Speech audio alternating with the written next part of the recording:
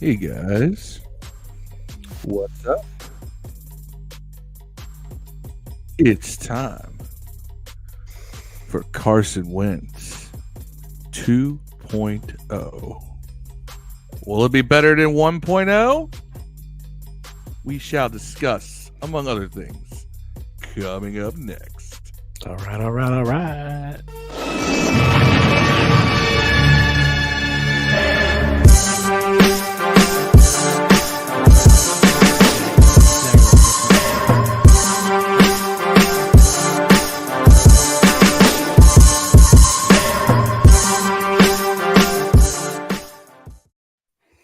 Good evening, ladies and gentlemen, boys and girls around the world. Hey, it's Children of Tuesday, all ages. December 27th. Hope everyone had a Merry Christmas. I did. Yesterday was my birthday. Sorry we didn't go live on Monday, handling some birthday festivities last night. But fellas, how y'all Happy doing? birthday, Steve. I appreciate you. Thank you, Yam, in the chat. Y'all have a good 29 for the umpteenth year in a row. Yes, 42. How was your holidays, man? Yo, I got Caps Rangers tickets for February. Caps Rangers. Okay. Of course, I'm a Caps fan. We all know this. I'm a Yeah. DC guy. But yeah, I got tickets. One of my gifts was tickets to go see the Caps and Rangers. And the notice that I was getting these tickets were left in a pair of rocks glasses that my girlfriend got for me that have hockey pucks etched into them. Ooh. So, how about you, Dev? Dev got nothing because he's muted. I had fun. Got to eat with the kids and got to open some gifts. Got this cool Sean Taylor shirt. Yeah, man, I like that. Put that on the camera, man. That looks cool. Beanie. I love that. Yeah. Yeah, look at that shit. It's pretty dope. That is dope. I like that. Is that all right. Yeah. That's from the Sean Taylor collection. Yeah, the Sean Taylor project. So that's the stuff that his daughter designed. That's cool. Right. That looks good, man. I like it. So here's the question: what did y'all feast on for Christmas? And a loss from the Giants. So well, no. Let's talk happy stuff. What did y'all have for your Christmas meal? We were gonna have family come over, but my in-laws got sick, so we went chill. I made this dish I make, like this steak and rice dish, like a Chinese steak and rice dish, where I fry some rice, get a couple steaks, green onion, oyster sauce. Kept it pretty easy. So fried steak and fried rice. I was gonna do a beer can chicken, but I'll save that for when they come over next weekend. Got it. How about you, Dev? You said you got to eat with the family. Man, I think we just had regular stuff like pinto beans, cornbread. So my stuff's not regular stuff. Man. Is that what you're saying? Yeah. You basically had Chinese food for Christmas, Steve. Yeah. For the second I sounded racist. No, I don't think so. Yeah. But yeah, just regular stuff. Didn't really. We had an Arctic blast here, so everything was closed right around those days, so you couldn't really go a lot grocery shopping. Oh no. So I got all 3 cars out of the shop. That was fun. That's good. Yeah. What about you, Phil? Well, my pops cooked it up because he does Christmas dinner, and our main course was prime rib. Oh yeah, that's where it's at. Oh my god, it was so good. They got a big, thick slabs for everybody. Yep. Asparagus. Had whipped mashed potatoes, homemade whipped mashed potatoes, stuff like that. I had like this cheesy head of cauliflower rolls, good stuff. Like the classics. And my mother made a baked cheesecake that had a hard chocolate shell on the top. And it was like a cookie. It was like a graham cracker cookie crust. Oh, so good. Yeah, man. I'm 20 pounds heavier just off Christmas dinner. What the holidays do to us, man, and that's what this team does to us. It gives us heartache, heartbreak, excitement, aneurysms, You name it. That's what this team does. Let's say good evening to everyone in the chat here. Yams, I hope you had a good birthday, Steve. I did. Yeah, I appreciate it. We went bowling today. Continued the day into 2 days. Sounds like you had to cook on your birthday. I did. Yesterday? No. Yesterday we went out to eat. Where'd y'all go out to eat to? Place called Clyde's. It's big in this area. So we had I had some oysters and then some pan fried rockfish and like this red broth soup with sweet potato. Oh, so good. So good. I've been to Clyde's. That joint is. They used to have one right across from Capital One Arena or USA or whatever you call it, Chinatown, where the Wizards and Capitals play. We used to go there and pregame sometimes right next door. And there was a green turtle next door too. But yeah, Clyde's is good stuff, man. Great oysters. Great oysters. Shelly Moore from Facebook said, "Good evening, fellas. Hey, Shelly, how you doing? Hope you had a good holiday."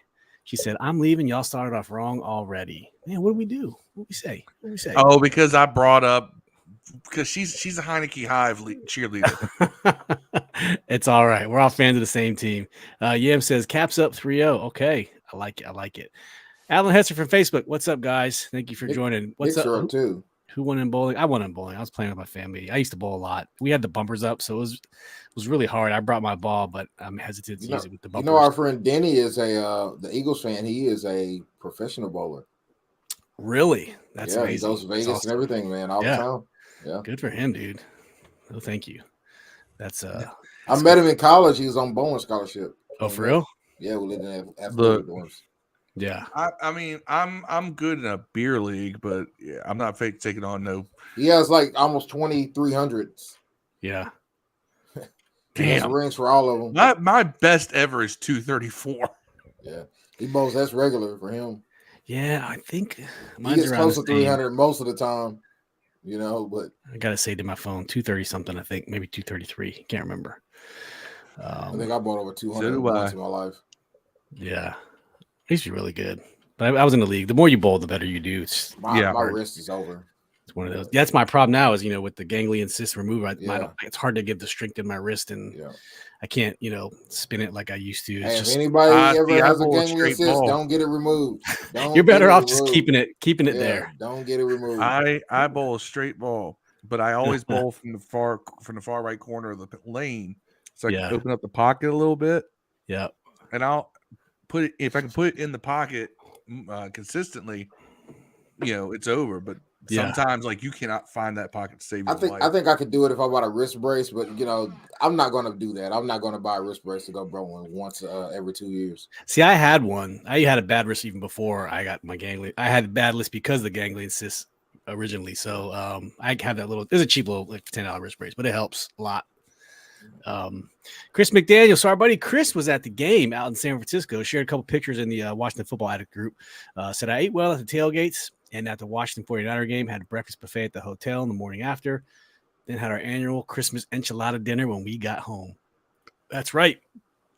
Chris, continue to chime in as we talk about the game here. Marcus Edlin from Sports View 2 on Facebook says, what's up, family? Happy birthday, Steve. Your birthday same day as my deceased brother. Hey, rest in peace. I hope you guys had a great holiday. Rip Charles Jr. What's he talking about? His brother. Oh, I'm sorry. Okay. Charles Jr. Okay, brother's name is Charles Jr. Okay. I thought I meant someone else. Chris Smith, Niners. Hey, man, you guys won. The better team won.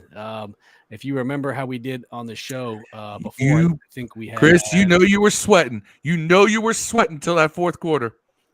He won't admit it. He won't admit it. But he was sweating until that fourth quarter. Yeah. Well, we had, I want to say 9 out of 14 of us picked the 49ers to win.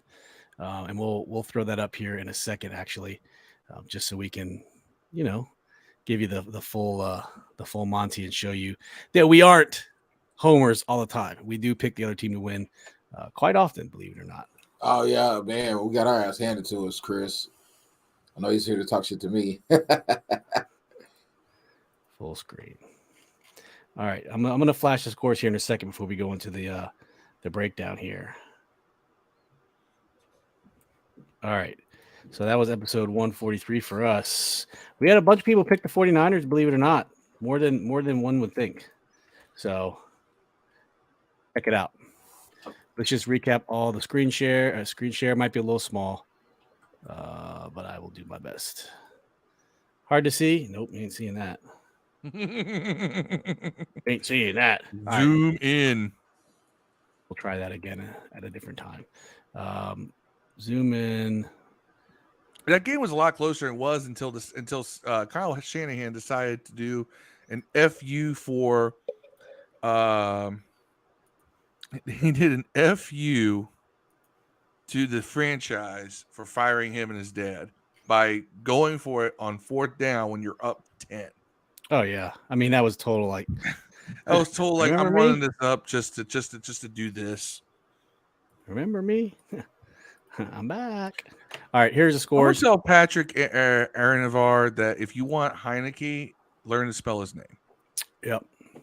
So we had Dev with 17-12 Washington, Marcus 24-21 Washington. I had 20-17 San Francisco. Phil made a had huge 20-16 mistake. Francisco. Chris Smith had 28-10 San Francisco. Yam had You almost nailed the 28-17. spread. Yeah. Chris McDaniel 24-17. Jimmy Lee Patterson 20-17 Washington. Deuce had 14-13 Commanders. He did say Carson in the second half, which we did see. H. Allen 28-17 on Facebook. Tony Shivers 24-17 Niners. Shotguns 24-13 Niners. Jeremy Glasgow 20-13 Commanders, and Ryan Elias had 30-13 San Francisco. So he was pretty. I think Ryan He was might off by a touchdown for each team. by a touchdown for each team. Chris had 28-10. Our lone San Francisco fan. So we were, we clearly the majority of us picked the Niners to win, and it turned out to be that way. So that it is what it is. But let's get into the recap here. Let's get a couple of these comments in. Allen's best score is 277. All right. Chris Jackson said, Dev, what up, bro? Chris also said Cardinals, Panthers, Dolphins, and now the Commanders all had to summon their backups against us.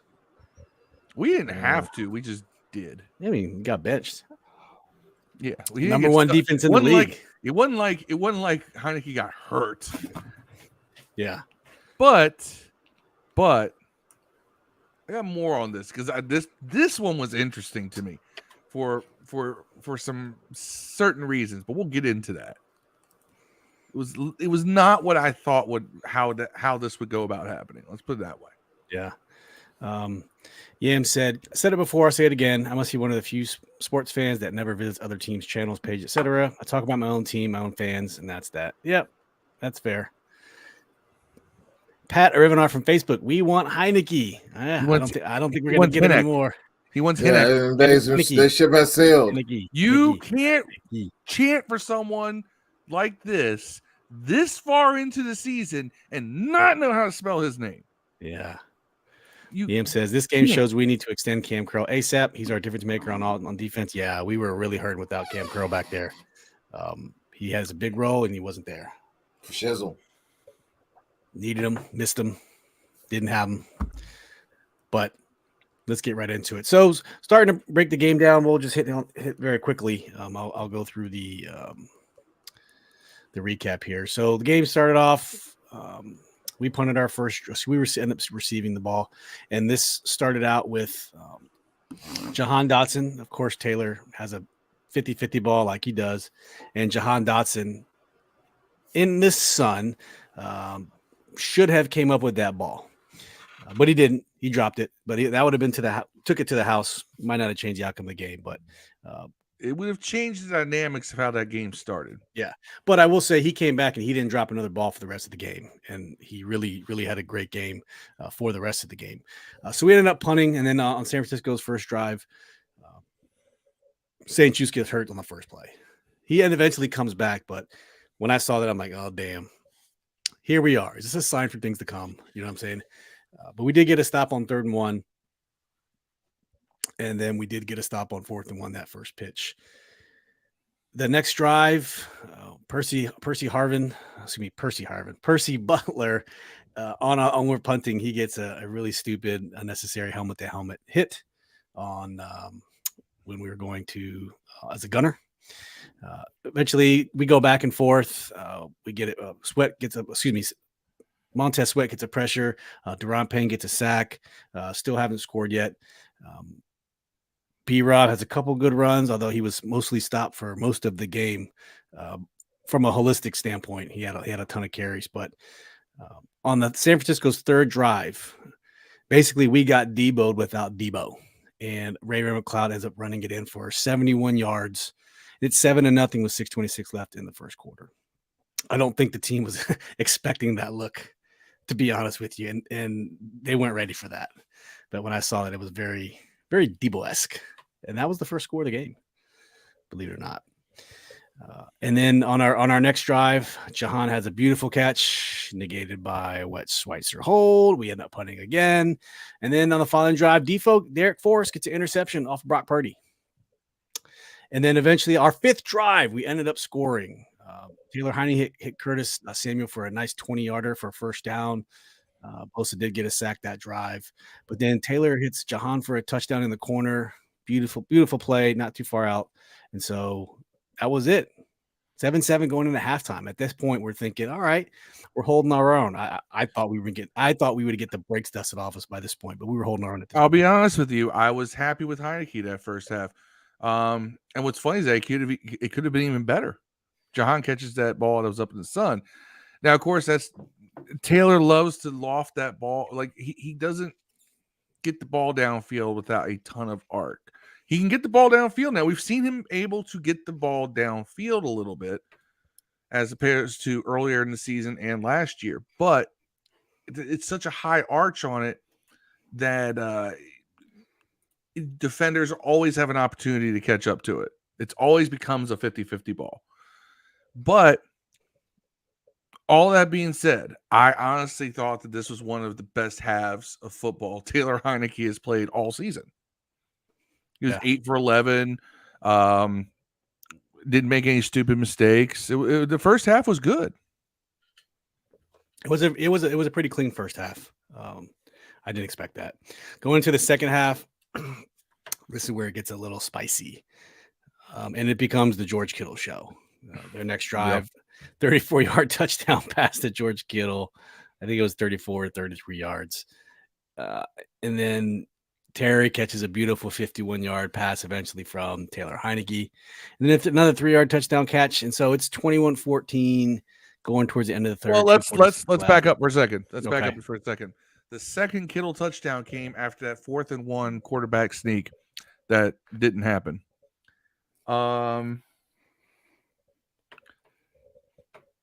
First of all, Taylor Heineke has never converted a quarterback sneak. He's done draws, not a quarterback sneak. He's not. Guys like him don't do quarterback sneaks. But everybody was like, "Oh, see, this is why Ron sucks. He went for it." You have to go for it in that situation.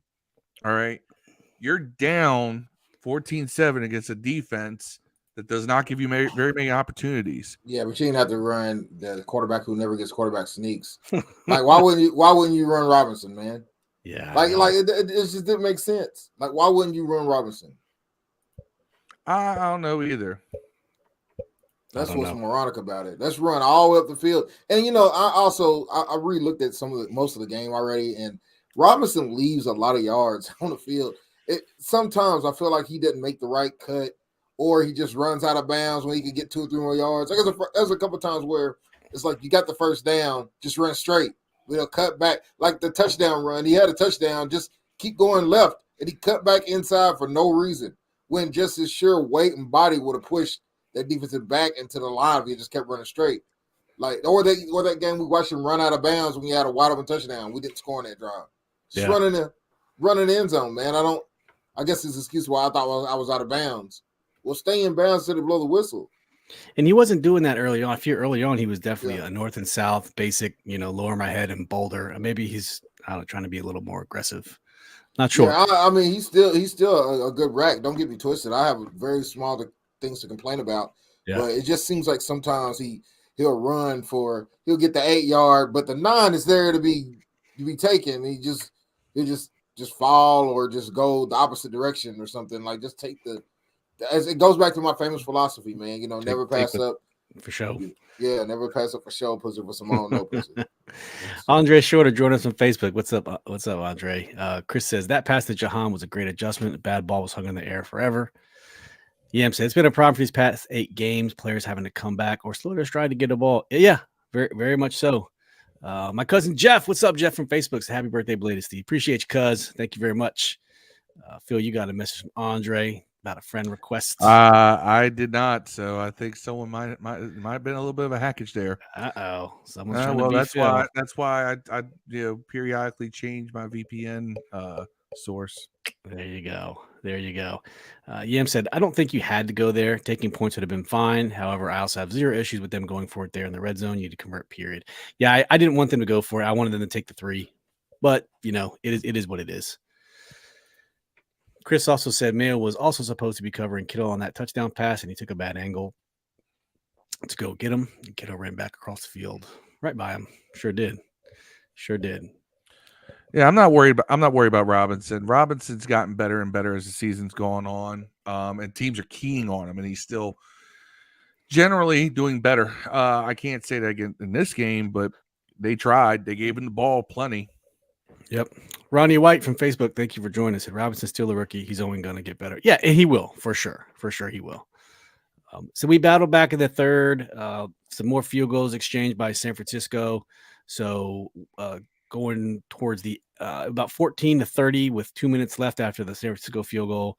Well, let's explain how we got there, because this is where things get interesting. Okay. It was 24-14. Yes, let's start at 24-14. Heineke goes back, and Bosa, the guy that Bosa. we don't harp on enough, Cornelius Lucas, blows block completely. Nick Bosa gets in there, forces a fumble on Heineke. I thought that was Cosby. No, that was Cornelius Lucas. I went back and watched because Dev kept saying, "Oh, Cosby gave up a sack. He's ass juice. Oh, whatever." And I was like, "Hold on a second. I don't think that was Cosby, because Cosby was in at guard that play, but that was Cornelius Lucas that completely blew it. He was out at tackle."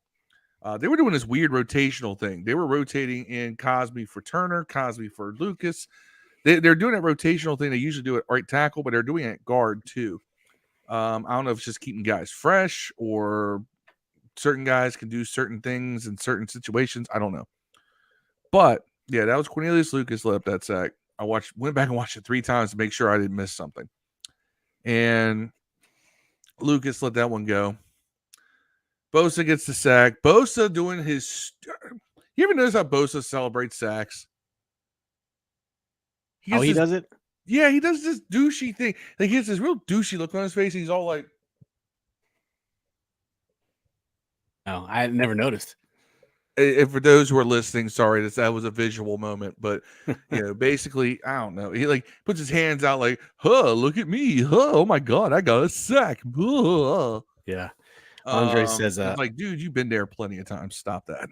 Andre says, "I harp on Lucas and Leno all the time. I hate our tackles." Yam says, "Speaking of guards, we need to get at least a couple in the offseason. We need depth. Period. We do." Chris says, if y'all get in, take care of Minnesota and Philly 4s. I think this might plan out. We'll talk about it at the end, but it looks like if things go our way, we might be seeing Minnesota in the playoffs. So. And I think that would be a better matchup for us. In Philly. Yeah. Chris said, Phil, stop hating. I hate dude's a wrecking ball. Act like it. Okay, so Phil just broke down the 14-24 sack fumble by Bosa. That led to a field goal. Led to a field goal. 14-27. Yes, 14-27. End of the third. Now we're at 43 seconds in the third quarter. Go ahead, Phil. So that one, it's like, well, Heineke fumbled, but that was a sack fumble. But again, he fumbled on a sack. Now, then Heineke, like the second play of the drive, drops back, and I don't know what he was throwing at, but it was not Antonio Gibson. He just goes wide right of Antonio Gibson right into a defender's hands. Jimmy Ward. Yeah, that's where that interception came from. Straight to Jimmy Ward. And I'm just like, dude, no. What are you doing? But remember when I talk about good Taylor and bad Taylor? Bad Taylor. First 2.5, maybe even 3/4 of this game was pretty much good Taylor. That was bad, Taylor. That was Yeah, bad, Taylor. It could have been worse because originally we thought he scored a touchdown, but he was down by contact. So that could have been even worse. Yeah, it could have been much worse. That led to field goal, so 14-30 with 2 minutes left in the third. And in comes Wentz. In comes Wentz, who looks good at this point. I mean, it's kind of at this point, if you're a Washington, you're just like, all right, can't get any worse, right? Because Taylor had his second turnover and 2 drives. Yeah, so two big sacks and an interception. And so Wentz drives down the field, and he's taking what the defense gives him, and then when he finally gets Curtis Samuel open for about 20-yard touchdown pass, hits it nicely, beautiful ball. And I'm like, oh, okay, Carson, you seem to have a better grasp of this offense. Now, yes, San Francisco was in a 4-man rush the entire time. They weren't blitzing. They weren't doing anything exotic. But Carson was showing that veteran move of take what the defense gives you. Ding, dong, boom, boom, boom. Down the field. Went 7 of 10 on that drive. 70-some yards. Touchdown. And then he did it again. It was 30-20. Of course, he got sacked on that 2-point conversion. But realistically, what the hell was he going to do? Right. 49ers blew up the line on that one. I mean, as soon as he got back, like he steps back, as soon as he looks at his receivers, there's a defender right there. You can see him go. Y'all know that famous bit where Peyton Manning takes a shotgun snap and also goes, "God damn it!" and he starts running and he just eats it. Like I just saw Carson doing the same thing. Yeah. Except Carson, we all know is a deep man of faith. I don't think he said "God damn it," but I wouldn't blame him if he did in that situation. Yep. But 30-20. And now I'm mad we didn't get the 2-point conversion because I'm like, man, we were one score. We could have had this at one score with 5 minutes to go in the game. Yep. Then comes that awesome onside kick. Yep. I don't even want to talk about that. That was almost for negative yardage. Yeah. Oh, Chris is right. Yeah, you stress away for everything, I guess. Early in that drive, they were blitzing Carson, and it didn't work. And I think they realized that. By the way, Carson's delivery is a lot quicker now. Yeah. He's just not like that slow motion stuff. Like I think what Logan Thomas says is true. I think his not being struggling to pick up the offense early in the season made him hesitant on his throws. Something because that release looked quick and decisive. Yep. I was like, oh, okay, Carson. Okay, so a 2-minute offense is great. Zip on the ball. Yep. Chris said Mayo looks like slow motion. He also said I was loud and obnoxious the whole game. Heineke looked back at me all mad after he threw his helmet. And I said he should have thrown the ball better. Then he just threw his helmet. Ooh, burn. What row seats were you in, Chris? Let us know. He was close. I saw pictures. Yeah. He was there. He was within earshot of old Taylor for sure. Was he? EM says Carson looked decent in 2 drive, but San Francisco was mostly in prevent at that point and just burning time. That's okay. It still was nice to see him perform. They were in zone coverage, but they were doing some blitzing early. But the Jahan touchdown the Curtis touchdown was man to man. It was just a beautifully thrown ball. And that dude he has a C on his chest. I forget what number it was. The corner that they gave it up, but that touchdown to Curtis. But he was pissed, and that brought him back to within. I mean, right before the onside kick, but like I said, Phil said 30-20, and then we end up giving, another touchdown on that last drive. Just when we thought, all right, maybe we'll stop him, and San Francisco just marches right down the field. Some runs, and we held them. We held them to 4th down. I'm like, all right, I'll kick a field goal here. It'll be up, 33-20. They go for it on 4th and 3. They go for it. George Kittle catches the ball for 10 yards. McCaffrey runs in after that. The game ends. Kyle Shanahan must really still have a burr up his ass about what happened here. Yeah.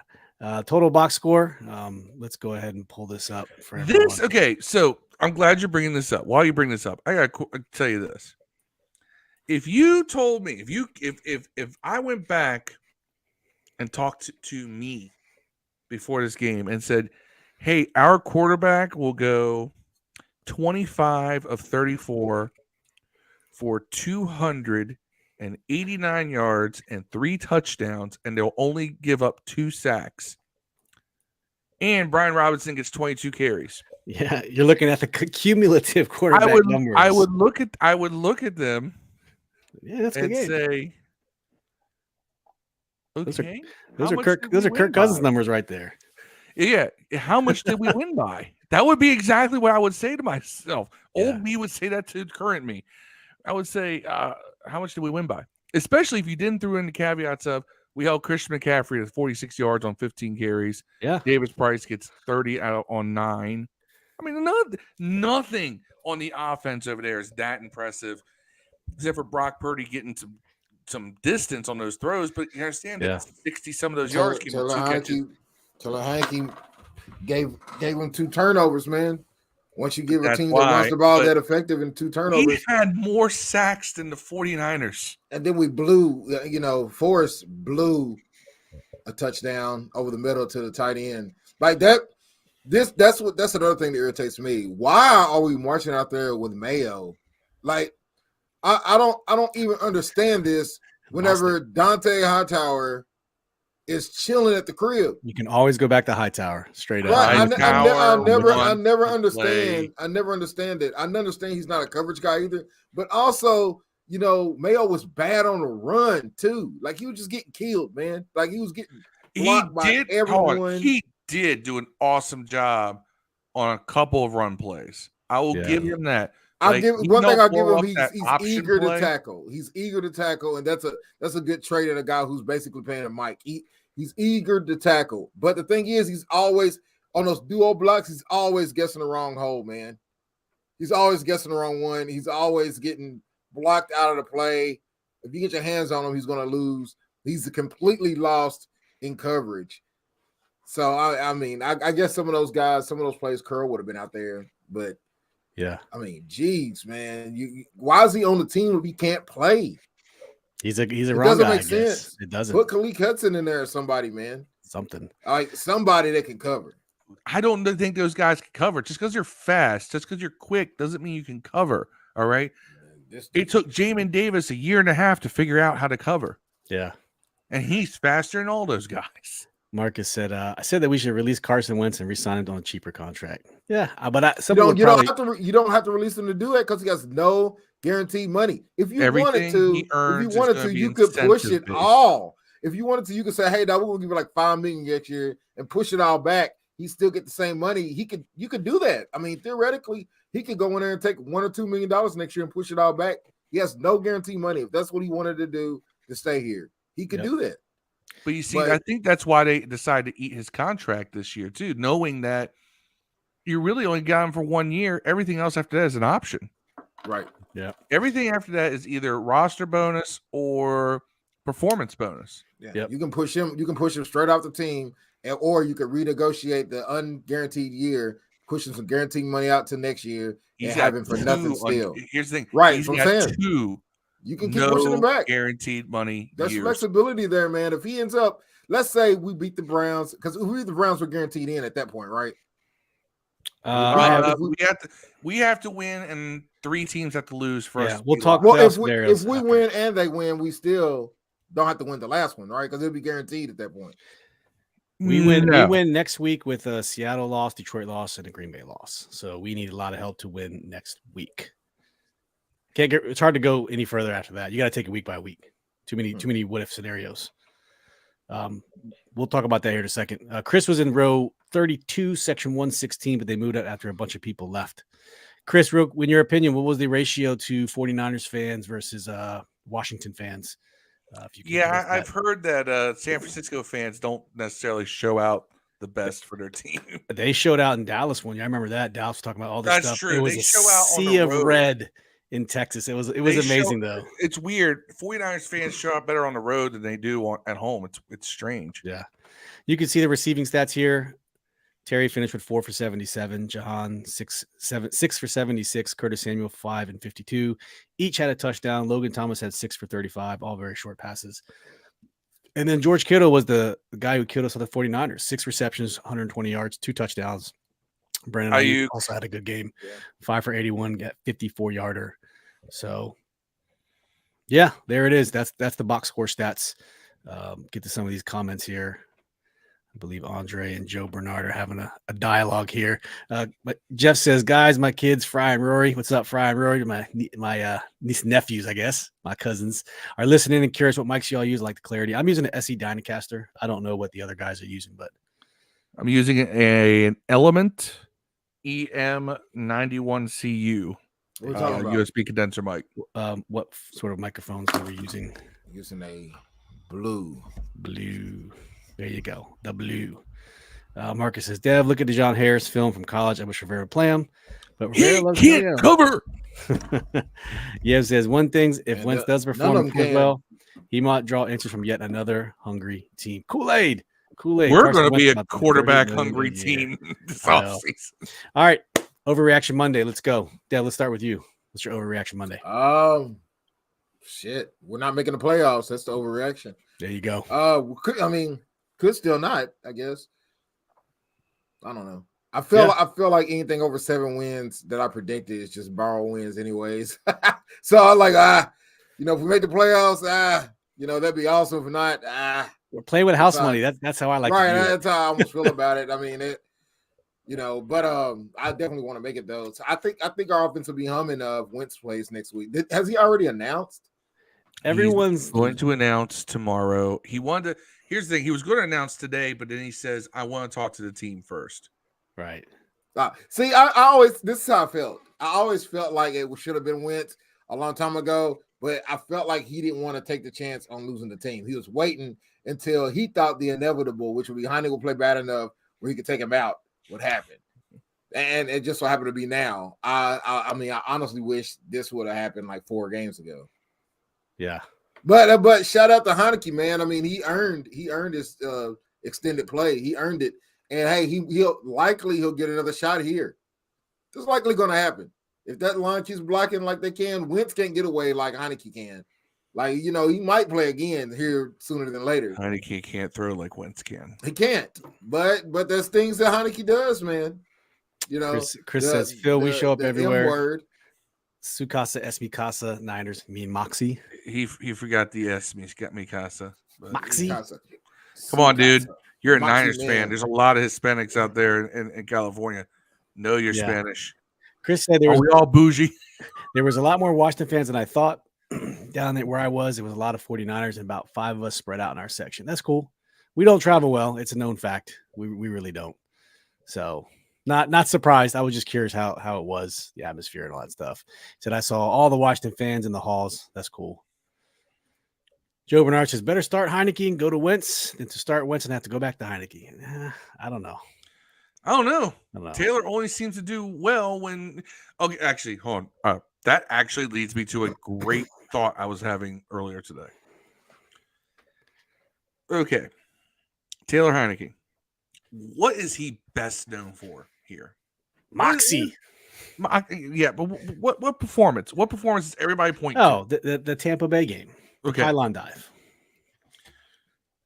So Taylor Heinicke is known because Taylor Heinicke knew that was his one shot. His palms are sweaty, knees weak, arms are heavy. Yep. Vomit on his sweater already, mom spaghetti. You know how it goes. This is what Heinicke. So when Heinicke came in, he played like, I will never play in the NFL again. Make the best of it. And he rode that razor's edge and fell on the better side of it. He's been at his best when he's at that point. The first 3 quarters of this game were some of the best we've seen of Heinicke this season. And it's because he knew, and we all kind of felt it, and we got the hints from Ron, that his position was on the line, and he was playing like it. However, those back-to-back turnovers were a case of Taylor falling on the wrong side of that razor's edge that he loves to walk. And I think it got him. It finally got him. And we all knew that it was at some point it was going to happen. You can't be that lucky all the time. And he's been lucky. But here I am also saying that it's interesting because up until that point, I was actually very happy with his quarterback play overall for the first 3 quarters, up until the fumble and the interception. And I think that he finally came to a pressure situation and he choked, which he doesn't do. He usually gets blown out when he loses from the beginning. That wasn't happening here. It's interesting because, and I think that his play in the first 3 quarters is why you did not get a decision today on Wentz. Made it hard for coach to make decisions. I think it made them go, let's go back and look at this tape one more time. Yeah. But Taylor plays well when he knows that he may not play anymore. And that interception, which is kind of that interception is very much the a Taylor Heineke throw. He's had several interceptions this year where you're like, who are you throwing to? Where are you throwing that ball? What are you thinking? Yeah. And I think the interception was the one he got where he almost got sacked and dude just caught the fumble, right? Basically. Wasn't really a throw downfield interception. It was a fumble that was in the air. No, that was the fumble. I'm talking about the interception after that. That was Jimmy Ward. I thought they counted that as interception. No, I'm sorry. Yeah, he just wound up and just threw a ball and just sailed it a solid 2 yards wide of Antonio Gibson, who's just sitting there. Yeah, and was sitting there the whole time. It's not like he led him too much or threw it behind him. Gibson's standing there staring at him, and he just goes. Yep.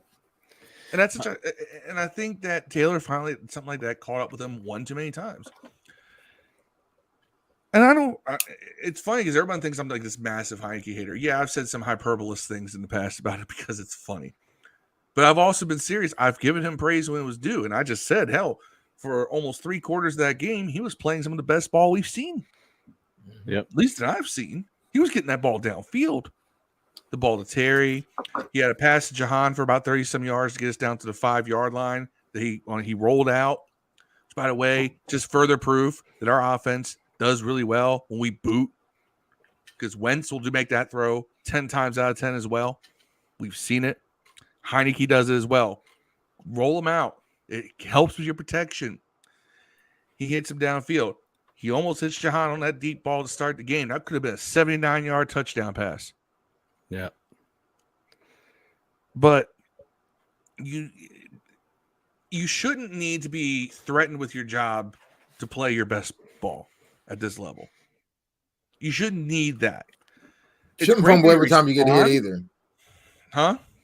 You shouldn't fumble every time you get hit either. No, and he's making a habit of that lately where he's not holding on to that ball as well. And I don't know what that is because this is the same guy who did the pylon dive. Called terrible lineman, part of that, but this guy, when he plays reckless, it's weird. When Taylor plays reckless, he's more secure with the ball. When he tries to be an NFL quarterback, and when you get the experience, you can start to get that feel that the pocket's closing. Like if you remember, Kirk Cousins in his early career was famous for that too. Strip, fumble, sack, fumble. He figured it out, but I think it's with experience you can sense when the pocket's collapsing and when instead of keeping the ball up here ready to throw, you bring it down and just take your hit and move on. So Chris McDaniel says 49ers fans have no football savvy. They don't get loud when they should and sit most of the time. At least we have that. It's San Francisco. Yeah, said that's just a Cali thing. Granted, it's been a long time since I was there, but I remember San Diego was about the same. Christmas says that's because we knew we were going to win. I don't know. Says I'd rather lose with QB on trying to make things happen with QB2 on the bench. We'll get to some more of these comments and we'll put the quarterback talk to rest here so we can get the rest of these topics. Says Jeff Cage, we're not going to lay any blame on the O-line for those fumbles. Yeah, I think so. Jeff, you may be late to the party. I already did that. Yeah, I think so. But he's still not securing the ball. It's not like that's the first time he's fumbled when he's gotten hit. Nor has he fumbled only when he's in the pocket either. He fumbles. He lets it go too much. I mean, quarterbacks get sacked all the time, man. They don't lose the Now, ball. granted, it's not like Carson Wentz doesn't have his share of fumbles either. But Carson Wentz, here's you want to see an interesting statistic. This is one of the weirdest little stats of the season I came across because everybody likes to talk about Heineke gives us an extra dimension in his mobility and all this other stuff, right? Like that. Oh, he can run. He can do this. And everybody says, well, Wentz is a statue, right? And the game against the Giants, look at it, keep those. I like that. Taylor Heineke has run 28 times this season for 96 yards. It's nowhere near his numbers from last year. Carson Wentz has 19 rushes for 79. Carson Wentz is averaging almost a full yard better per rush than Taylor Heineke. So I think that Taylor, when the job got handed to him, he stopped being Taylor Heineke. He stopped playing like every play is his last. He was playing the long game, I think. More conservative. He is, reckless. and I hate that because it takes away his greatest intangibles and some of his best tangibles.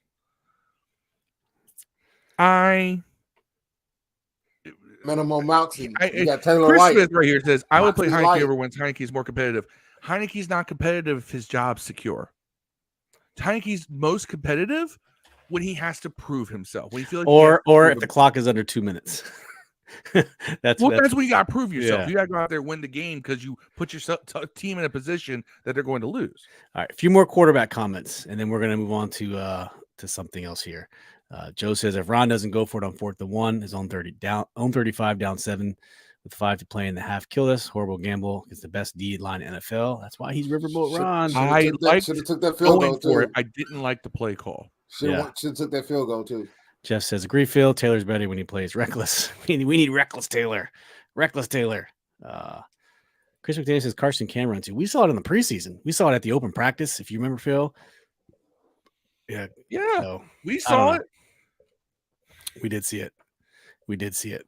Yam says multiple people have posted about it and put out there, but if you average out their stats over the same time span, Carson's stats trend a little better with Heineke, with all in the same QBR, and that's also with no running game. So, okay, we're not going to focus on quarterback anymore. We got some topics to get to here. I do want to talk about Chase. Also need to, go ahead. I was going to say some Chase Young news. He played, man. He did well. I think PFF had him as the highest rated defender on our team on Sunday. Played many more snaps too. By the way, before we get on that, we need to talk about how Thomas cannot block at all, man. He's bad at it, man. Oh, he's terrible. Terrible. In fact, I would say he's played terrible since he's come back holistically. He's played very bad, and I'm the president of his fan club. He's played really, really, really bad. So I think we might be seeing the end of the Logan Thomas tenure here in Washington, unless he figures. I will note though, as much as everybody says, "Oh, he's back," with Taylor, he seemed to be getting a lot of looks from Carson in that first drive. Yeah, when Carson was in. Yep. Chase Young on the box score though, like I said, it doesn't jump off. 2 tackles, one solo tackle. But he, like I said, PFF had him rated as the highest player. It was just good to see him out there. He didn't look too hesitant. He didn't look too soft. He was getting it. It was good to see him. He actually disrupted a big, was a third and 1 stop, I think, but pushing the pile back. And he also deflected. He got his hands on a pass, tip ball, on a ball that would have been complete otherwise. But he got his hand up there, knocked it down. Right hand up, not left. But he knocked it down. Yep. Yam said Chase looked overall solid. Many fans complain about him not making a big splash, but those fans have probably never have beer goggles on, and I think they did in the past couple of years because he only had this many sacks, and we talked about this before on this show. The dude led some of the highest double team rates in the NFL, and he had triple team exactly. So why not be intangible as in sacks? The dude's still make an impact. That's the intangible things you want from. How do you think we had more sacks than the vaunted 49ers defensive line? When they threw the ball almost like they only had 24 pass plays. We had 36, and I'm sorry, he had 25 pass plays. We had 36. We had 3 sacks there too, and both of their 2 came from Bosa. All right. Whereas our guys kind of spread it out. Now Chase didn't get a sack, but I'll bet you that some of the reasons why our guys got there was because blocking assignments were taking Chase into account. Yeah, straight up. Andre says, Dev, I've been saying that forever. Logan Thomas has never been able to block. We haven't had good blocking since tight end Logan Paulson. Yeah. Bates is struggling with some blocking too. At least he struggled on Monday. Excuse me, Saturday with some blockings. He could block. Hold on. Bates was being asked to block Bosa one-on-one. I know. We should have kept Ricky Seals. That's all I'm saying. Ricky Seals is a pass catcher too. We should have kept him. But what do you want these days? Do you want a blocker? Do you want a catcher? Because it's rare that someone can do both. You just don't see it. Kittle can do both. Kelsey could do both. Hawkinson. But I mean, those are top tier tight ends. Does that mean we go after one in the draft? Not top tier. Hawkinson's about a step down. Top tier. I mean, they were both first rounders. I mean, Hawkinson's a first rounder. I believe Kittle. Don't call me on Kittle. I'm not even going to pretend like I know what Kittle was. I can have. You get my point, though. Yeah, it's not like there's no such thing. No, Kittle was a 5th rounder, which is crazy. What that struck gold, man. Hey, who knows? Maybe Cole Turner can be that guy for us. Not from the blocking perspective because he's kind of small. He's gotten better. No, he's not. He's lean. That's what it is. He doesn't have a thick body. But I'll tell you what, he's better than Logan at this point. Yep. All right, let's go. Good, bad, ugly, great. Phil, we'll start with you. Go ahead. The good, our receivers. Man, I'll tell you what, our receivers had a very, very, very good game. The bad, our offensive line as a whole didn't give up a lot of sacks, gave up too many pressures, did not open up enough holes in the run game. Offensive line was bad. The ugly, 2 stupid special teams penalties. All right. We had 2 different special teams penalties that hurt us big time, that gave San Francisco great field position. That's what I would give the ugly for. The great, the fact that every team we needed to lose lost. That's true. That is great. That's true. There was nothing great from this team in this game. But there was a lot of good. Yeah. What about you, Dev? My good would be Robinson. Played pretty well. Like I said, left some yards out there. Really, my good. My bad would be I'm gonna probably have to go defensive backs, missing coverages, letting tight ends run amok up the middle of the field. The ugly would just be the Heineke, man, with the turnovers, putting us in a position to have to be one-dimensional at the end of the game. We need to get that fixed. I forgot to make a Glock Dookie award. Just thought about that. But if I did, man, it would have to be probably this offensive line. The offensive line would get it. Yeah, man. I can't think of one person that I felt like didn't give up something bad. You know, Leno didn't play well. I didn't hear Norwell called at all, but I know for a fact Cosme and the other guys on the right side didn't play well. Schweitzer didn't play well. We'll make it official here real quick. 5 seconds.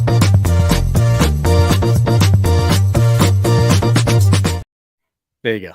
Okay. Glock Dookie award goes to the offensive line. Y'all are terrible. Bang, bang, bang. Bang, bang, bang. Fart. Revolving doors. Horrible. Revolving doors. Horrible. Yeah, that's fair. Some of these comments. Jeff K says, bad. I'd definitely say Scott Turner. Chris Smith says, we strike gold with late round picks. All pun intended. Let me get my corn. Just joking. Yeah, that's what you want. You want to strike gold with those late picks because the only downside is you don't, like we did it with Terry McLaurin in the 3rd round. 1st round talent, 3rd round. It doesn't happen. Forrest. So far, yes. The only bad side is you don't get those guys on the 5th year tender, which is fine. So you got to make your money decisions much quicker than you do on a 1st rounder. But At least you get him on the cheap for the first. I'm 4 going to years. shoot. I'm going to shoot my guy some bail. Wes Schweitzer is not a natural center. He was our fourth center. That's why the He's in the snaps are guard. bad. He's a guard. He's a guard. Yeah. We don't have anybody to play. You want Nick Martin back there again? Nope. No, you don't. Yam doesn't have a Absolutely good, not. bad Scott Turner, ugly O-line. Robinson still not 100%. Yep, that's true. He did say that. Said, man, talk about the line. Them snaps were terrible all game for Taylor and Carson. I think they were a little worse for Carson because he's taller, so he had to bend down even more. Taylor being shorter. It is interesting because when you've seen Taylor Heineke for so long and then you see Carson Wentz going, you're like, oh God, Carson Wentz is a big dude. Granted, again, Carson Wentz did play 2-minute drill. I guess that's kind of a different style of offense than a normal offense. He didn't really. Yeah. Chris McDaniel said, good as Jahan, bad defensive backs and coverage. Ugly's Taylor, great switching to Wentz. Yeah, those are good ones. Chris said, Dan, y'all got a Glock Dookie? We got a Glock Purdy. So, Chris, you got to go Google what a Glock Dookie is. We give that award out to someone who just shits absolutely the bed. just craps. When you Google what a themselves. Glock Dookie is and see how it's using If you see what a Glock Dookie is, you'll understand. You'll understand why we give that award out to someone who just plays like ass. It's been refs. It's been Jake Gruden, everyone. There's no limitations on who can get that award. But yeah, that's what we do. My good. I'm gonna say the receiving core. They all played well. The bad was Joey Sly's onside kick that almost went for negative yards. Yeah. That almost got my Glock Dookie. The ugly, I would say Taylor Heineke. Taylor's turnovers. You could have went a bunch of different ways. I was going to say O-line, and the great to me, I was expecting a lot of. I thought Christian McCaffrey was going to bust our ass, and we held him to 46 yards rushing and 12 yards passing. But where that happens, we focus too much on him. George Kittle blows up, and I will say though, historically, tight ends have eaten us, but this is the first tight end that's gone off all year, which is kind of cool because we historically eat shit from tight ends all season. So this is the first tight end gone off. Hockenson got 100 on us, didn't he? He did. Well, yeah, on Detroit. I take I take that back. I mean, Hockenson this past game. Hockenson. I thought maybe he did. I could be tripping. No, he didn't have a catch at all. Really? Purdy only completed 15 passes. George Kittle had 6. Ayuk had 5. Jennings had 2. McCaffrey had 2. And that's it. I felt like Hockenson did some stuff, but no, I saw him on the field. That's about it. All right, so we did good, bad, ugly, great. We did the Glock Dookie Award. Let's give out some game balls here real quick, and then we'll talk one other thing and close it down. So who has the game balls they want to give out? I'll give one to Robinson. I give one to Chase for having guts to play out there. I know it's a mental hurdle you have to get over just that last game. That's it. So Chase and Robinson. Okay. Right. Anybody else in the chat? Give us your game balls. Chris, you can give your game balls too, man. You give one for offense, one for defense from your team. We'll take care of Washington. Phil, any game balls? I'm going to give a game ball to Terry McLaurin. 4 catches, 77 yards, including a 51-yard bomb, 50-50 ball that he came up with. So he gets a game ball. Defensive game ball. I'm going to go with Deron Payne. Had a couple of stuffs. Plus, he had a sack for 8-yard loss. So, Deron Payne, game ball. That's fair. My game ball, you guys already... We on this show we try not to give the same game ball to someone who already got one. I'm going to give one to Carson Wentz. He came in. People talk about his weak mentality. He came in. I think he did well. So my offensive game ball will go to him. I'm sure Jahan should probably get one because he had a great game. Jahan ripped off a game of 6 catches, 76 yards, and a touchdown. But on defense / special teams, I'm going to give it to Tressway because I think that's the only way I can give a game ball out.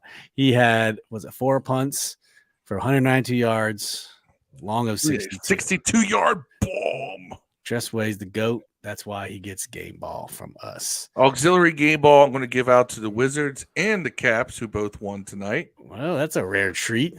DC. Wizards beat the Sixers. Yam says 0 game balls. That's fair. He only gives out game balls when we win. And you know what? Those are your balls to give out. Pause. Your balls to do what you want to do. Chris, I don't. Balls you can give if you want to.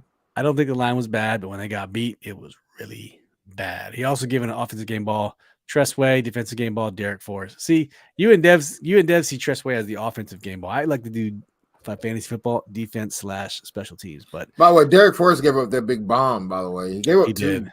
He did. Honestly, he did. That's fair. I do think it's interesting. You know that Jeremy Reeves played more snaps in that game than Bobby McCain, and more snaps than he's played all year on defense.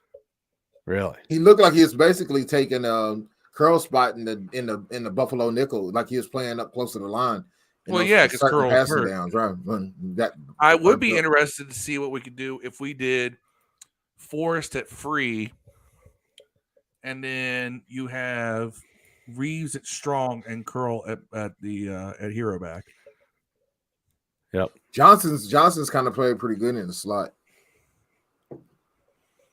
Johnson plays really good within the first 10 yards of the ball, both pass defense and run defense.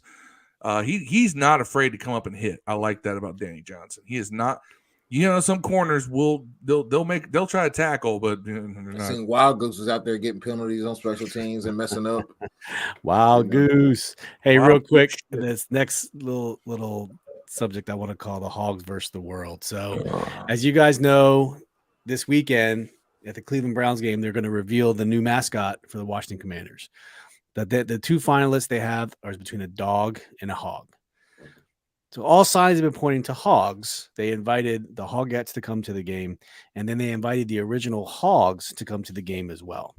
And so this gets dropped yesterday, basically saying that, and I quote their names, Joe Jacoby, Mark May, John Riggins, Fred Dean, and Doc Walker are basically in the midst of filing a lawsuit against Dan Snyder and the Washington Commanders. And for the audio crowd, it's basically because it says Dan Snyder and the Commanders are trying to profit off the original Hogs legacy by taking that trademark and associated goodwill and brand equity of the original Hogs. The Commanders are using the original Hogs brand for commercial purposes with no compensation to the men whose blood and sweat and equity built the original Hogs brand 40 years ago. So they believe the original Hogs would like to reclaim their rightful ownership of the Hogs, and they expect to receive a federal trademark in early 2023. So that means this has probably already been filed. Okay, so y'all want a legal perspective on this? They have no standing. And I'll explain why. First of all, O-Line Entertainment was just formed in response to the team looking to use Hogs. All right. Secondly, but maybe the goal isn't to win. It doesn't matter. They don't own a trademark on Hogs. They filed for one. Hogs Inc., which was owned and formed by George Stark, who is not on this list, by the way, is the one who originally had a trademark on Hogs. Remember, back in the 80s, all those Love Them Hogs t-shirts and everything, that was all George Stark's company.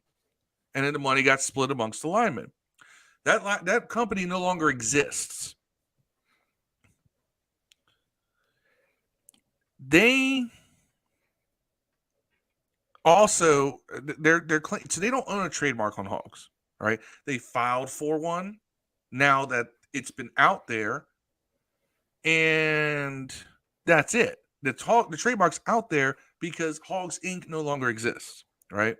So, now, first of all, Fred Dean can walk his ass right out the door because he was a backup the entire time he was here. He was never a real hog. So, Fred Dean is just trying to make a buck here. Joe Jacoby, Mark May, John Riggins, Doc Walker. I don't know what Doc Walker's doing because he's still covering this team. Those Riggins, but yeah, to like, see Rigo's Doc, name was the most if Doc surprising loses one. this Yeah, lawsuit, Doc- it's not going to be good I for his love right Doc, team. man. Doc gives no fucks, bro. Zero. That's zero fucks, man. He's gonna do what he thinks is right. That's why I respect the shit out of Doc Walker, man. But You might not agree with him, but if Doc thinks is right, Doc's gonna do it. He don't care here's whose the toes he's thing. stepping on, man. This is where they lose me. The newly created Washington Commanders are a different franchise with a completely different team name that we believe has no legal claim to the original Hogs legacy and brand created 4 years ago. So this is what they're trying to do. They're trying to claim that the Washington Commanders are an expansion franchise. Well, that's wrong. Secondly, what they're trying to do is they're coming up with this is a very flimsy case, and they're doing it trying to get money. This is what I really think that they're trying to do. They're trying to take this case to court so they can force a settlement so they can all get paid off of this, right? Because they want money off of this. They don't want anything else. They want money. Now, do I think they have a legal case for it? No. They have no legal case for this. In fact, anybody who's talked about this says, they really don't have a legal case for us. Now, what they're trying to do is force a settlement by basically preying on the fact that everyone in this fan base hates Dan Snyder. And they're trying to force ill will from the fan base towards a franchise, and the franchise in return would panic and hand them out a settlement. That's the only angle they can take on this to get anything out of it. If they take this to court, they're going to lose. Because you can't sit there and claim it's a completely different franchise. They're different franchise. It's the same franchise. It is, the NFL has already recognized this because all the Redskins records are Commanders records. All right. Yeah. It's not like when the Ravens went and when the Browns went and became the Ravens, all the Browns records stayed in Cleveland, right? They didn't transfer over. These did. So the NFL has already noted continuity of franchise, even with a different name. It's kind of like the Tennessee Titans. All right. All the Houston Oilers records are still part of that franchise's history, right? Yeah. Same thing here. Well, this is different. Right? And the team never moved. It's the same location. It's changed name. Same location, same ownership, same players from before. And the NFL has recognized continuity of franchise. All right. Yeah. They're going to lose this. All right. Now, that third paragraph, what gets me, though, it says the original Hogs have tried to amicably resolve this dispute for many months now, which means they probably have known this was going to be the case. But to no avail with the Commanders before the January 1st event. Without substantial control and compensation, the original Hogs do not want to be associated with the Commanders under its current ownership and management that require their legacy and brands protected. So maybe this is about Dan Snyder. It's about money because they can say without substantial control and compensation, they want the rights to sell merchandise and profit from it. They want the rights they want the team to pay them for the use of the name Hogs. That's what that is. All right. I don't have a problem with it at all. Fine. I don't have a problem. I don't think the goal is to win. I think the goal is just to get under his skin and make everybody talk about it. No, the goal is to make money. The goal is they want to get paid. All right. Yeah, maybe that would help. Maybe that'll be a good thing for him. But here's what I'm going to say. I don't. Everyone says, "Oh, don't want Dan to profit." If Dan cut them a check, they would be perfectly fine with this. Okay, that's why they didn't say anything about the ownership issues and don't want to be associated with the brand. They're saying they don't want to be associated with the brand because they haven't been cut checks. They want to get cut them a check. Cut them a check. Now, granted, I believe that the right thing to do, cut them a check. Sure, pay them money, whatever. Yeah. But don't let anyone tell you this is anything other than we want some money, because this is all this is. They want money, and they want to be able to do merchandise and own the trademark so they can make more money. All right, and that's fine. Go get your bag. Especially I understand if he's about to sell the team for let's not make this some kind of moral cruise. No, I hate this because I see the fans do this. They want to make this some kind of, oh, look at them standing up for the fan base and taking a moral stance against Dan Snyder. They couldn't give a shit about Dan Snyder. They want money out of this, and that's fine. But they want money. So let's call it for what it is. They want to get paid for a trademark they don't own, but for a symbol that they represented at one point in the past. Cool. Whatever.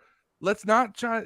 Let's throw out all the moral crusade bullshit out the window. That's not it. They want to get paid. Cool. I think they're going to get a settlement, and that's what's going to be. But if they take this to court, they're going to lose because they have no legal standing. Chris says the Hogs are just basically screwing the fans out of something we all mostly want. I didn't want a hog personally. I wanted something else. Like I'm tired of trying to connect to the past. I don't give a crap anymore. You could have changed the colors for all I cared. Like you don't. I advocated for it. At some point, okay, we get it. You don't have to keep trying to connect everything to the past. But Yam says, I've seen two thoughts on this. People either siding with the Hogs because they realize they should get paid, and if they're unwillingly being pulled along to what is in essence a new team. If you talk to some of the other alumni, they won't say Commanders. I think it was Gary Clark who still says Redskins. I'll always be a Redskin, which is true. And some of these other guys will only say Redskin. No one says differently. Yeah. Chris McDaniel says, I understand what they're saying. It sucks for us if they discourage the team from using the name. I thought the team was maybe going to push out a delay, but they're going forward with it. The other thought is people are pissed at the Hogs because some of these players have said that they turn their backs on the team because they don't want to be associated with the Commanders. That's hogwash. Gibbs is going to be there on Sunday. Gibbs is going to be there. So are the Hogettes. Guys, do you think Riggins and May? Well, first of all, Mark May is by far my least favorite of the Hogs because he's ever since he left this team, he's been nothing but an asshole towards his franchise. Fuck Mark May. Yeah, because what was he, a Bronco? No, that was Mark. That was Mark Schlereth. No, that was Mark May. What did he go? Mark May was what happened? He left. He went to Arizona and did nothing after that. Right. And then he became an analyst. And every time he's been talking about this team, when he's been an analyst, he just shits on them. No matter how good or bad they are, he just shits on them. And you can tell there's an ill will there. Right. I think it's because he got released, but other guys got kept. Russ Grimm. He was basically pushed out for Raleigh McKenzie and Mark Schlereth. Those guys took his spot. Yeah. Who are we missing? We're missing. Yeah. Bostic is not on there. Who else? Bostic's not there. Schlereth count. George Stark's not on there. George Stark is the one who created Hogs Inc. back in the day that they did make money off of T-shirts on, and he's not in this lawsuit. Yeah. Chris says there's no reason why we should be arguing over us having a mascot we all want. They just don't want Dan to profit. But hey, forget Dan. Let's move on. I don't think they care about Dan profiting. They just want to cut of the profit. Yeah. Jeff Cage made a good comment, Phil, when you were talking about teams. The Indians and Guardians would be a better analogy. I don't talking about the Guardians because I think it's the absolute worst name in all of pro sports. Now, I still think Pelicans is probably the worst. I'm an anti-Pelicans. Pelicans is absolute ass too. Guardians is right up there. What other people say, Kraken is stupid hipster shit too. Oh my God. The issue is that Kraken. Dan will still get the money even after he leaves the team because he's trying to be the owner of the Hogs branding. Maybe so. That's what I'm saying. Dan's gonna get, if he's on a team, he's gonna get his $8 billion plus, and he's see ya. He's gonna get paid, and maybe these people see that too. But you see, they haven't filed a trademark for it. The Commanders haven't filed any trademark. They're going to file trademarks on the image of the mascot. Yeah. And probably, but here's the thing actually I don't like. Because they were waiting to do this unveiling, they missed the opportunity to solidify this whole trademark dispute. But O-Line Entertainment is not Hogs Inc. If Hogs Inc. was still around, you might have a case because they did own that trademark. But they don't. Not anymore. Yeah. Monty, what's up, bro? Thanks for joining us on Facebook. Says, what's up, fellas? Yam says, I didn't want the dog either, but hog. I knew as soon as the hog was even in discussion that it was going to be that. Yeah. I was going to go for a dog too, just to get away from the separate. I want an octopus or something. Octopus, that's right. You're a trash panda. That's what we should have been, the Washington Trash Panda. What that was been dope.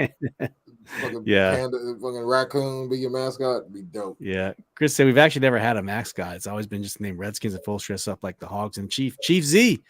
Rest in peace, Chief Z. Chief Z was dressed as an Indian. He was the closest thing we had to a mascot for all those years. He was like our Virgil, which is racist as fuck. Ted DiBiase trotting rest in peace, Chief Z, though. By the way, Virgil around. Rest in peace, Chief Z. Monty, you missed all the Taylor Heineke Carson Wentz shit. Yeah, man, go check it back on the replay. We really talked about that for a good solid 20-30 minutes. But hey, we'll be back on Thursday. So Thursday we have our live stream for the upcoming game on. Let's see. Are we playing Sunday? What is this next game going to be? We are playing Sunday. Sunday. Real quick before we roll out, I do want to show the playoff scenarios that we have. This is just for week 17. So going throughout the NFC, the Eagles. This is just for week 17. The Eagles clinch the East with a win or a Dallas loss. Pretty simple. And they get home field advantage if you can see the Philly win or Minnesota loss or Dallas loss plus Minnesota loss plus San Francisco loss. The Bucks clinch the NFC South is if they wake up and breathe. A Tampa Bay win. The Giants. So this is where it gets kind of tricky. They clinch a playoff berth with the Giants win or. So I'm guessing this will be for either the 6th or the 7th spot. I'm not going to read all these scenarios, but it's a bunch of Seattle loss, Washington loss, Seattle loss, Detroit loss, Washington loss, Detroit loss, Green Bay loss. So it's getting pretty crazy. But for us, for this coming weekend, we can clinch a playoff berth if we win, Seattle loses, Detroit loses, and Green Bay loses, which all happened last weekend, by the way. So it's not out of the by the way, can very well happen this week. Yes, very much so. So Seattle's in a free fall. Those are the playoff clinching scenarios. So when you lose, you start to lose control of your own destiny, and you got to rely on help, which sucks. But if we win out, we're in. So that should be the goal. Yeah.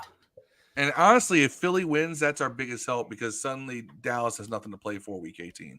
Right. It's tough, man. Like Cleveland, there's no reason why we shouldn't beat Cleveland. There really isn't.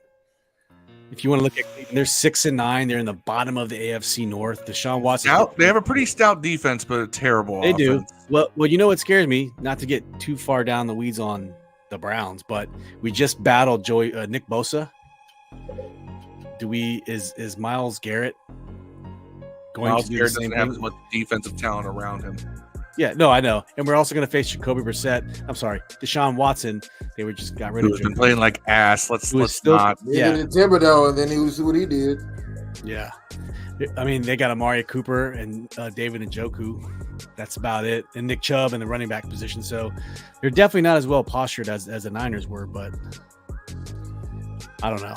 You get punched in the face enough times, you either wake up or get knocked out. Let's hope we wake up. Yeah, we'll talk about that later this week.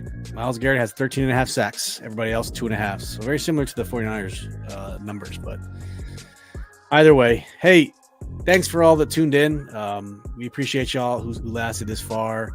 Yam, Chris, Marcus, Jeff, Chris Smith, our lone 49ers fan. Thanks for coming back, man. We appreciate you. You tuned in on Thursday. You said you'd be back, and you were. Yeah, amen, man. So, hey, you have our respect. Thank you for interacting with us, man. That's good stuff. Y'all played a good game, and clearly the better team won. Monty, Ben, thanks for tuning in. Chris McDaniel, Andre Shorter. I know you came in a little bit late. Cousin Jeff Runyon and his kids. Thank you for at least tuning in for a little bit. Kool-Aid. Yeah, you saw Kool-Aid jumping here, right? Shout out to Shelly, who left as soon as I said Carson Wentz's name. Shelly. It's okay. We still love you, Shelly. But yeah, we'll be back Thursday for our live stream. And please tune in then because we only got 2 games left. I don't even know what the odds are. Haven't even looked yet. We'll talk about it Thursday. Seriously. Fellas, any shout outs?